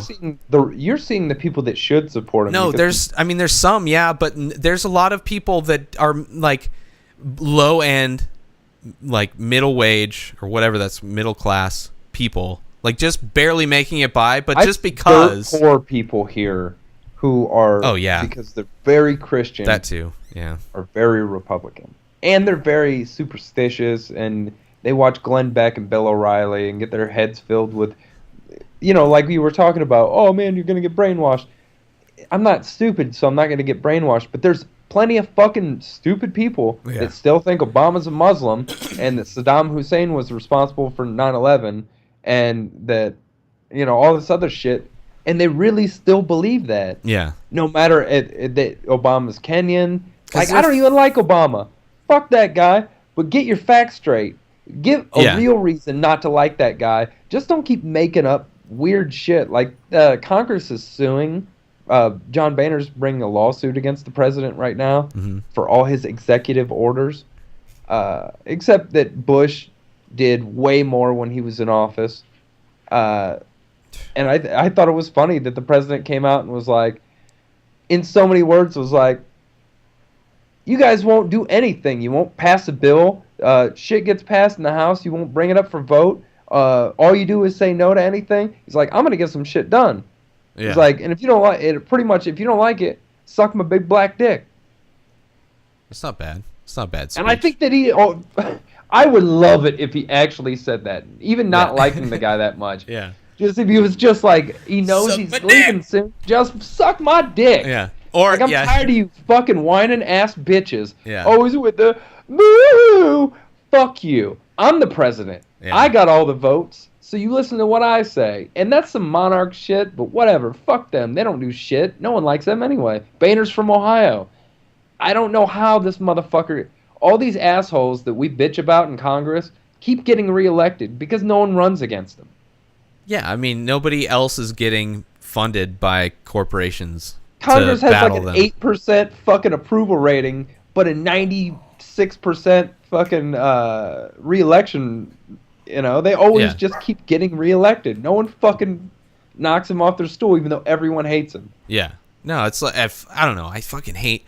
That's another reason I don't ever watch the news. I hate politics. It's like it's fucking fake. There's no average people unless you run a huge corporation and have part of a huge lobby to invest in whatever laws you want to get passed. You do not have that much control. I mean, on the fucking federal level anyway, maybe in like a local fucking level or whatever, but it's like, I don't even want to participate in that shit. I'd rather affect change in something that I have the ability to affect change in, you know? When they changed the campaign donation thing recently in the Supreme Court, they're like, unlimited! You can just, if you're rich, money's free speech. You can give as much as you want. Corporations are people. Yeah, it's fucking ridiculous. And all this other shit, like, people want to cry about Obama doing shit when right now we have the most, it's 5-4 in the Supreme Court, right wing versus left wing. Mm-hmm. No fucking moderates. It's all right down the middle. They're handpicked by a president because they know that they're as far to the one side and will do the bidding of the party at all times. It's how it happens. That's bullshit that they get to just be handpicked by a fucking president and then can be on the Supreme Court for life. Fuck that. You get we should vote on the Supreme Court. I mean, if they would love for that to be the option, because they'll just control the vote. Like, I don't believe that we have a system. They can just get paid even more. Like, I mean, it's like, what are they going to do? There's no option that realistically translates what the people of the country wants into the government. Like, what our government is versus what the majority, at least, I don't know. Maybe I'm wrong. Maybe there's just a shitload of people that don't want shit to get done and people to argue about stupid fucking points and watch news articles where you think about this missing fucking plane, this Bermuda Triangle conspiracy theory to distract you from all the crappy shit that this country does all around the world. They're like, thank God the U.S. made it as long as they did in the World Cup. Like, what news has happened? I don't know. There's nothing. There's no missing planes, at least. This is their missing plane right now. They don't want to focus on the bullshit that's happening.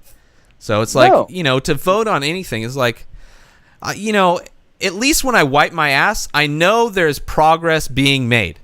At least that's a useful piece of paper that I'm flushing down the toilet. If I go to some voting place, mark some check marks or whatever the fuck you do and put it in there, it's like, what change does that do? At least I'm cleaning my ass in one edge and I don't get an itchy asshole. The other one, no, I get it, man. I get what you're saying, but I like to know what's going on, but I'm not one of those people who lets it dictate my mood for the day. For sure. No, I couldn't. I don't watch a shitty story or watch something stupid the president does and then go home and be like, oh, God damn it. Yeah. But I don't know, man. I know people that do that. For me, I totally know people that do that. Yeah, for me, when I just seeing that shit, it affects me. Even though, even though I know it's all bullshit, it's just still like, because I'm breaking it down, it's like I'm using my brain to break down a stupid fucking story presented in a stupid fucking way by a stupid fucking bimbo to my brain, and that's what I'm using my brain to process right now. I'm analyzing the stupidity and the reality of what they're trying to feed me when there's like, I could be working on fucking wiping my ass correctly, son. Do you understand the benefits of having a clean asshole?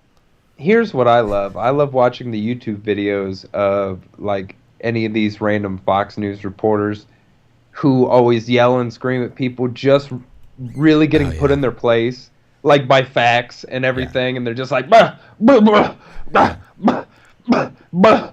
Benghazi. That's the closest I'll get. Yeah, for sure. Those are hilarious when they're just like, yeah, but me. I loved one where Bill O'Reilly's quoting some fucking stats about drug abuse, and that black dude Joe Rogan had on his podcast with the dreadlocks and shit, just talked about addiction. Yeah. Like, he quoted some number, and he's like, it's coming from the American Centers for this and that, and he's like, no, you're wrong. He's like, no, it's right here, and he's like, I'm on the chair of that board, and I'm telling you that you're wrong. And he's like, that was not in my script. Benghazi. Yeah, fucking idiots, man. I don't know. For me, I can't do it. I'm not as strong-willed as you, Keith. It would damage me. I like to watch the Young Turks, like, even though they're even a little more liberal. But that's just YouTube. They come out with clips. I don't watch the whole show. Yeah. But if you go to their videos, there's a bunch of like 6-7 minute clips. Maybe I should try. And I just hate. It's fun. You can pick your news. Yeah, I just hate watching like politics because it's like anybody covering. I mean, I don't know what they cover. I haven't really watched the Young Turks, but just watching news, I still have that mentality. What's that? It's a lot of just general world news and politics. Okay, so it's a lot of politics. I mean, it's it's not. That's not what I would consider information that I want to.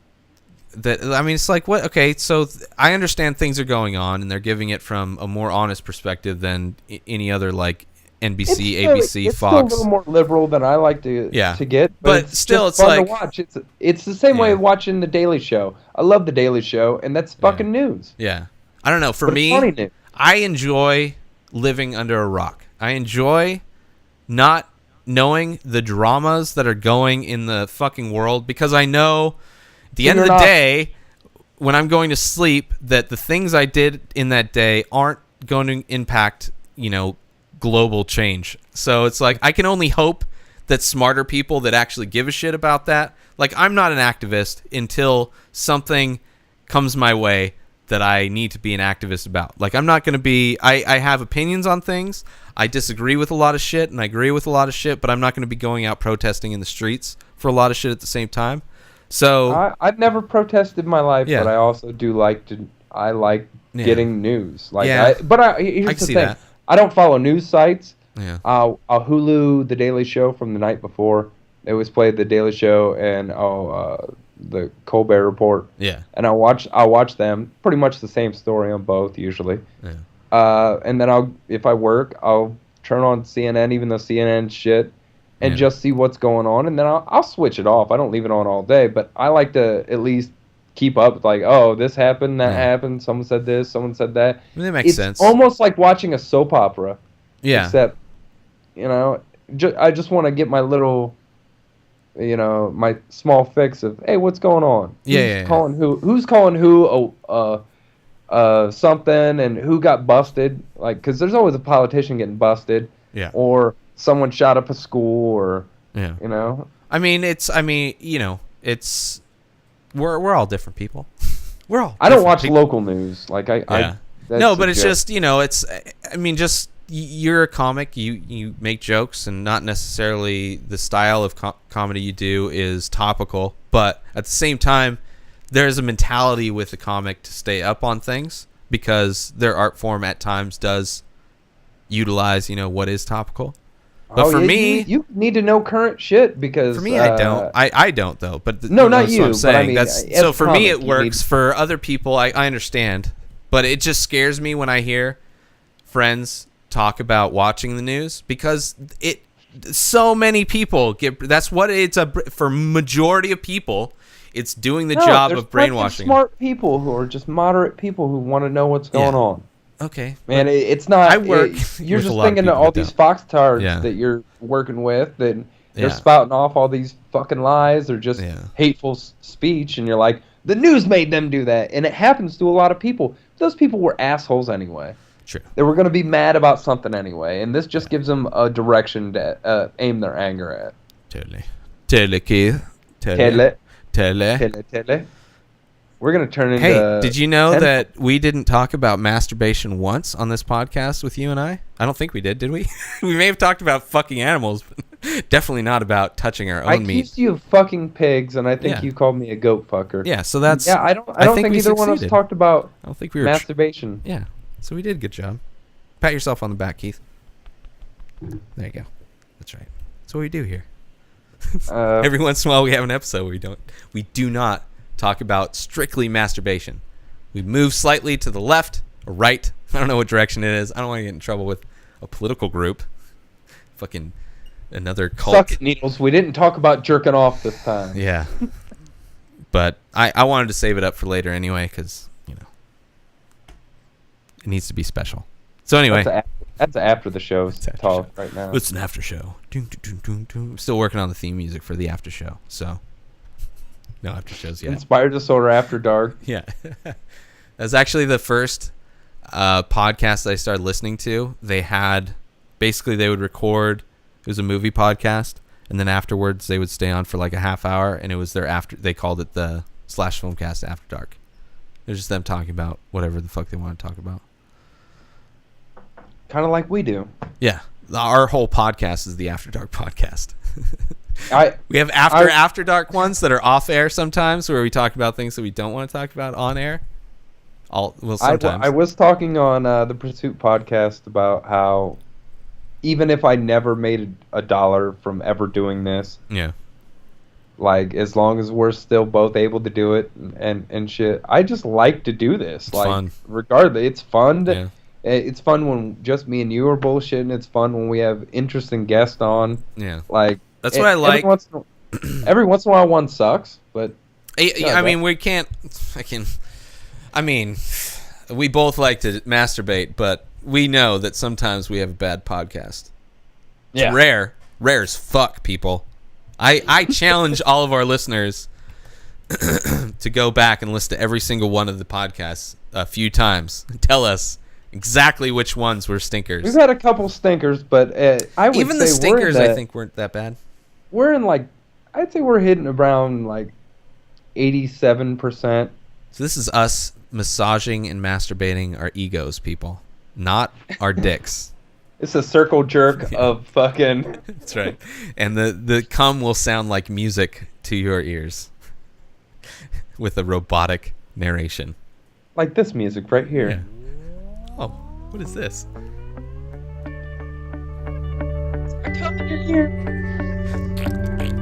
I hope you enjoyed this episode of... We didn't do sponsors. Oh! So anyway, you can go... Oh, Keith. Oh, yeah. Well, we didn't even say who we are. Yeah, we're... Keith, we're... I'm Keith Spurlock. I'm Keith Spurlock 1. On the tweets. On the twat box. Keith, you can find Keith later this year in Houston, Texas. Houston, Texas area. I'm thinking of changing my name to something vaguely Mexican and then just go hanging out with Postal Poet and Garza and TX Diabetes and I'm entering La Raza. Dude, fucking you can go drive to Austin and hang out with fucking Johnny. Yeah. Go That's see like some 2.5 hours. Go see some concerts at his place. Yeah. Anyway, yeah. So Keith Spurlock 1 on Twitter, Facebook, Inspired Disorder Collective. The Googles. He's number 1 on the Googles. Google loves him. Silicon Valley shoots their load all over Keith's dorsal fin-like face. Directing the stream in the appropriate areas. I sliced through the river of cum that's coming at me with my dorsal. They thrust the SEO of this podcast to the top, or his name to the top of the page. He thrusts himself upon the Google search page at the very top at Keith Spurlock, at Ray Taylor. Good luck just Googling Ray Taylor and finding me. But you can go to Twitter at Ray Taylor or inspireddisorder.com. Go to #shows.com as well for stand-up comedy show times and dates. Follow Jill Himitsu on Twitter. She runs that, and also books our guests for the show when we're able to get guests, that is, which it is fun doing the show. Every once in a while we got to do the show with just me and Ray. If get things our rapport a little better. Exactly. It's like I don't know. It's awesome training. It's a sparring session. It's awesome training. We're sparring right now. Getting ready for a bigger guest where we can then talk nonsense to someone who's moderately famous and or rich. Yeah. Or more followers on the interwebs. Yes. So, which I know, just for people listening, Vicky Pezza is probably going to be coming on soon. Gino's coming back from LA Speedweed. I don't know if they're still LA Speedweed. Still going to get Daniela Bolelli when he gets back from Italy is going to be coming on. And we got a lot of people in the works to come back on. Those are some people that hopefully in the upcoming weeks you will see. If you want to make some requests, request the guest for sure. If you had a favorite guest, or you want us to try to get someone else on, let us know who you want to hear on here. Yeah. And actually, what you can do, I think there's an actual forum on inspireddisordercollective.com on our group page, which I just recently redesigned. the site.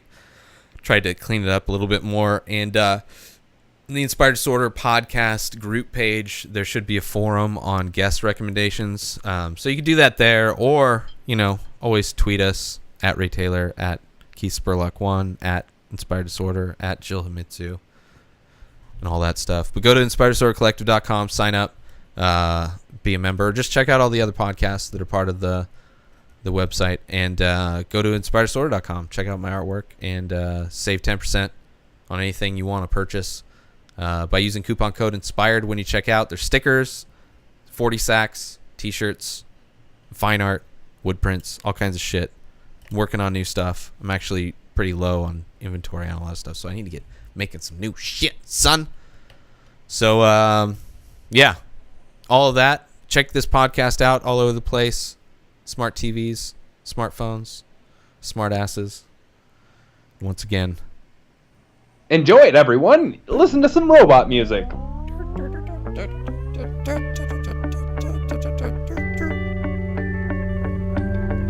I hope you enjoyed this episode of the Inspired Disorder podcast. Embedded signals within this podcast have reprogrammed your natural thinking patterns. Side effects may include lack of inhibitions, erectile dysfunction, anal leakage, transcendental communication with beings from 4 of the 7 primary dimensions. In the event of a tear in space-time, please keep your hands down and feet together. Any loss of life or limbs due to interdimensional travel is not the responsibility of this podcast.